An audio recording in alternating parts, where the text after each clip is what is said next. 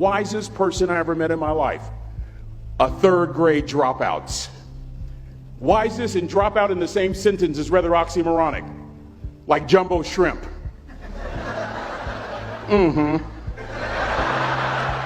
Like fun run, ain't nothing fun about it.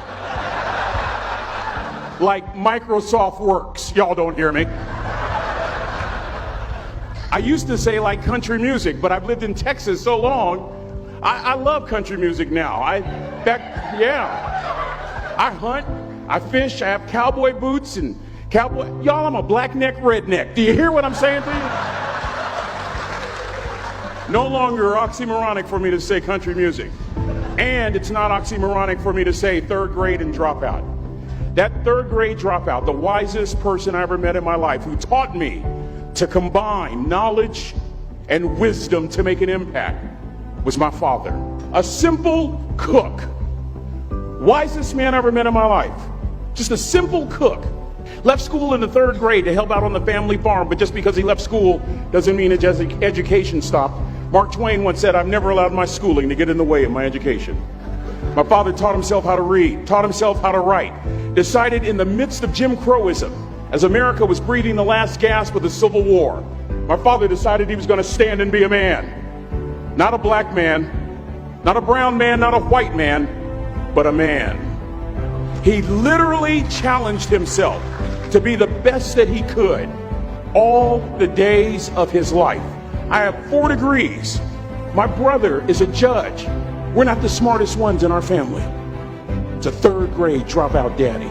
A third grade dropout daddy who was quoting Michelangelo, saying to us, "Boys, I won't have a problem if you aim high and miss, but I'm going to have a real issue if you aim low and hit." A country mother quoting Henry Ford, saying, "If you think you can or if you think you can't, you're right." I learned that from a third grade drop. Simple lessons. Lessons like these. Son, you'd rather be an hour early than a minute late. We never knew what time it was at my house because the clocks were always ahead. My mother said for nearly 30 years my father left the house at 3:45 in the morning.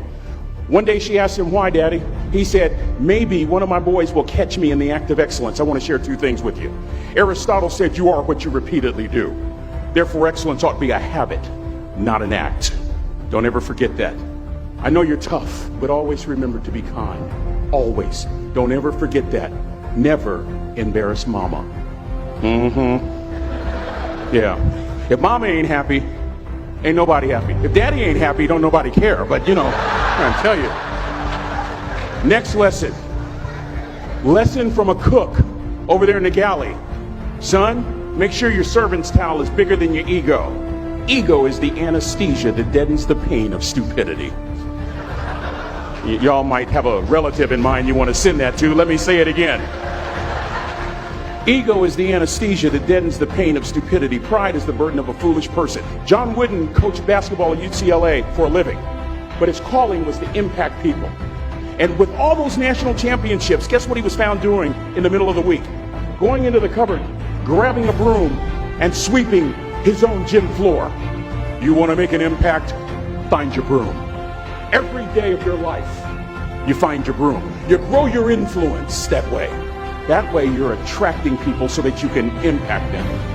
Final lesson. Son, if you're going to do a job, do it right. I've always been told how average I can be. Always been criticized about being average. But I want to tell you something. I stand here before you, before all of these people, not listening to those words, but telling myself every single day to shoot for the stars, to be the best that I can be. Good enough isn't good enough if it can be better, and better isn't good enough if it can be best. Let me close with a very personal story that I think will bring all this into focus. Wisdom will come to you in the unlikeliest of sources, a lot of times through failure. When you hit rock bottom, remember this. While you're struggling, rock bottom can also be a great foundation on which to build and on which to grow. I'm not worried that you'll be successful. I'm worried that you won't fail from time to time. The person that gets up off the canvas and keeps growing, that's the person that will continue to grow their influence. Back in the 70s, to help me make this point, Let me introduce you to someone. I met the finest woman I'd ever met in my life. Back in my day, we'd have called her a brick house. This woman was the finest woman I'd ever seen in my life. There's just one little problem. Back then, ladies didn't like big old linemen. The Blind Side hadn't come out yet. They like quarterbacks and running backs. We're at this dance, and I find out her name is Trina Williams from Lompoc, California. And we're all dancing, and we're just excited. And I decide in the middle of dancing with her that I would ask her for her phone number. Trina was the first one. Trina was the only woman in college who gave me her real telephone number. The next day, we walked to Baskin & Robbins ice cream parlor. My friends couldn't believe it. This has been 40 years ago, and my friends still can't believe it. We go on a second date, and a third date, and a fourth date. We drive from Chico to Vallejo so that she could meet my parents. My father meets her. My daddy, my hero, he meets her, pulls me to the side and says, "Is she psycho?" But anyway, we go together for a year, 2 years, 3 years, 4 years. By now, Trina's a senior in college. I'm still a freshman, but I'm working some things out. I'm so glad I graduated in 4 terms. Nixon, Ford, Carter, Reagan. So now it's time to propose. So I talk to her girlfriends, and it's California. It's in the 70s, so it has to be outside. Have to have a candle, and you have to have, some chocolate. Listen, I'm from the hood. I had a bottle of Boone's Farm wine. That's what I had. She said yes. That was the key. I married the most beautiful woman I'd ever seen in my life. Y'all ever been to a wedding, and even before the wedding starts, you hear this? How in the world? And it was coming from my side of the family.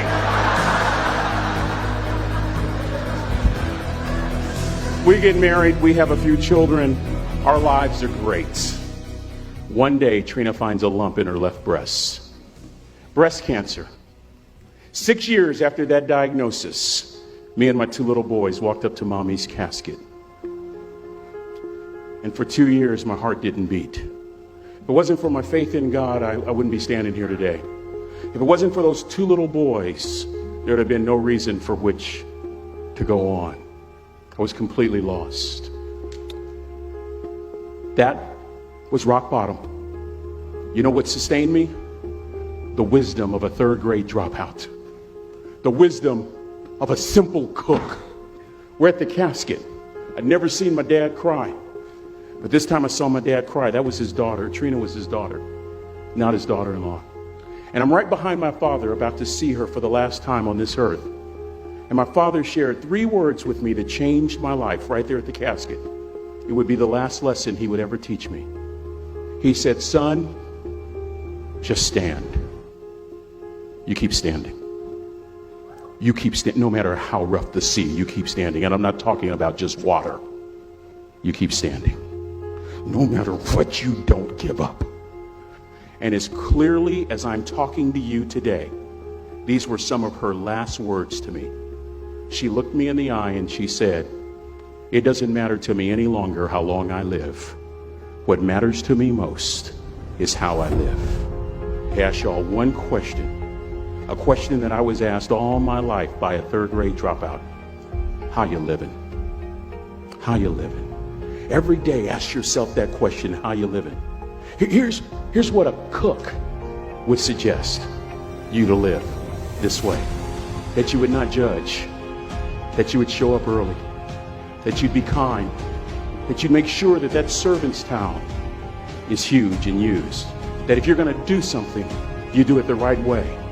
That cook would tell you this, that it's never wrong to do the right thing, that how you do anything is how you do everything. And in that way, you will grow your influence to make an impact. In that way, you will honor all those who have gone before you, who have invested in you. Look in those unlikeliest places for wisdom. Enhance your life every day by seeking that wisdom and asking yourself every night, how am I living? May God richly bless y'all. Thank you for having me.